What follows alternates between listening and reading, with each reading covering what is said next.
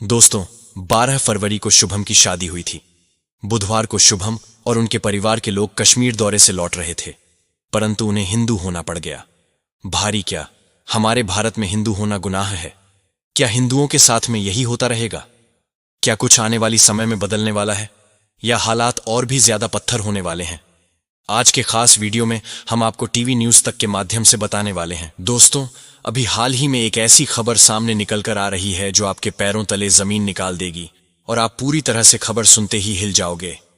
दोस्तों, ये खबर निकल कर आ रही है कि शुभम की शादी 12 फरवरी को हुई थी और बुधवार को शुभम और उनके परिवार के लोग कश्मीर दौरे से लौट रहे थे। पहलगाम टूरिज्म का आखिरी पड़ाव था, पर यही आखिरी पड़ा जिंदगी का आखिरी पड़ा बन गया। शुभम मंगलवार को हुए आतंकी हवेली में मारे गए आतंकियों ने जब शुभम को मारा तो उनकी पत्नी ने कहा कि पति के साथ मुझे भी मार दो। इस पर आतंकियों ने इनकार करते हुए कहा कि वह उसे नहीं मारेंगे और उसे जिंदा ही छोड़ेंगे, जाकर कि वह अपनी सरकार को बताएं आतंकियों के साथ क्या क्या किया है, और बता दे कि 2019 में पुलवामा अटैक के बाद यह सबसे बड़ा अटैक माना जा रहा है। घाटी में इस खबर को लिखते वक्त तक जो जानकारी मिल रही थी, उसी के मुताबिक इस आतंकवादी हमले में करीब 28 लोग मारे गए हैं, जिसमें कानपुर का शुभम भी है। वही इस आतंकवादी हमले के बाद ऑपरेशन जारी है। आतंकियों को घर पकड़ने के लिए एनआरआई की टीम दिल्ली और जम्मू से रवाना होकर फॉरेंसिक टीम के साथ मौके पर पहुंच गई है।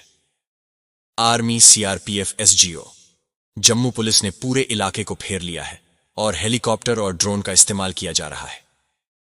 आतंकियों की तलाश के लिए वहीं पहलगाम आतंकी हमले में मारे गए लोगों के साथ में पहलगाम हॉस्पिटल से श्रीनगर भेजे गए और वहीं गृह मंत्री अमित शाह भी पहुंचे। वहां पर हालातों का जायजा लेने के लिए, घायलों से मुलाकात के लिए, जब प्रधानमंत्री नरेंद्र मोदी ने अपनी सऊदी की यात्रा को रद्द कर दिया, एक हाई लेवल मीटिंग बुलाई गई है। वही पूरा विपक्ष केंद्र सरकार की तरफ उंगलियां उठ रहा है। अखिलेश यादव से लेकर के राजा भैया डाक मोदी सरकार पर सीधा हमला साध रहे हैं। दोस्तों, आपकी जानकारी के लिए तो बता दें कि शुभम के भाई ने, यानी कि सौरभ जी ने बताया कि करीब 3:30 के करीब उन्होंने भाई की हालचाल पूछने के लिए फोन किया था, करीबन थोड़ी देर पहले कि वह घटना थी। इसकी वजह से किसी ने फोन नहीं उठाया था। स्थिति काफी गंभीर थी। इधर न्यूज के माध्यम से भी उन्होंने यह सब चीज देखी। उसके करीब आधे घंटे बाद जब भाभी से संपर्क शादी, तो शुभम जी की बात से उन्होंने रोते हुए बताया कि शुभम जी को आतंकवादियों ने यह हाल कर दिया है। वह कुछ बताने की स्थिति में नहीं थी, इसलिए करीबन 1.5 घंटे बाद एक वीडियो वायरल हुआ, जिसमें सभी लोगों ने देखा कि उनकी पहचान की, और वीडियो देखने के बाद वह कंफर्म हुआ कि वही होलिया और कपड़े हैं। फिर से शुभम के भाई सौरभ ने जानकारी जताई। जब यह घटना हुई थी तो उनकी वाइफ, यानी कि उनकी भाभी, पहला गांव में थी और पूरा परिवार साथ में था। पूरा परिवार पहला गांव में घुड़सवारी कर रहा था।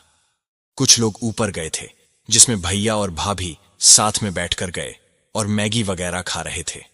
अभी नहीं, अभी बताया था कि 2-3 लोग अंदर आए थे जो वर्दी में, यूनिफॉर्म में थे। उन्हें आते ही भैया से पूछा था, क्या तुम मुसलमान हो? तो बहुत ही अजीब सा क्वेश्चन था, इसीलिए उन्होंने बहुत ही नेगेटिव चीज लेते हुए उनसे कहा कि आप यहां से जाओ। फिर उसके बाद उन्होंने कहा कि क्या तुम कलमा पढ़कर सुन सकती हो? अगर तुम मुसलमान हो तो मुझे कलमा पढ़कर सुनाओ। तब भैया ने कहा कि अरे जो परेशान मत करो। बस इतनी सी बात उन्होंने कही थी। इसके बाद तुरंत उन्होंने सूट आउट कर दिया। फिर बंदूक भाभी के सिर पर भी राखी।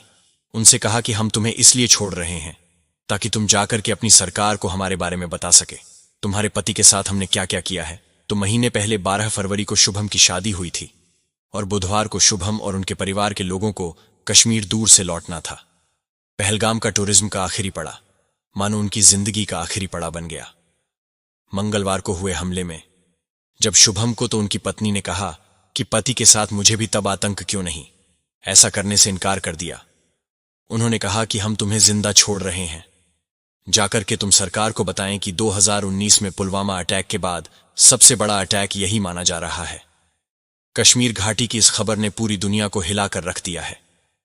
करीबन 28 लोगों के बारे में जानकारी प्राप्त हो रही है। आतंकवादी के हमले के बाद ऑपरेशन जारी कर दिया गया है और जल्द ही कुछ ना कुछ एक्शन लिया जाएगा।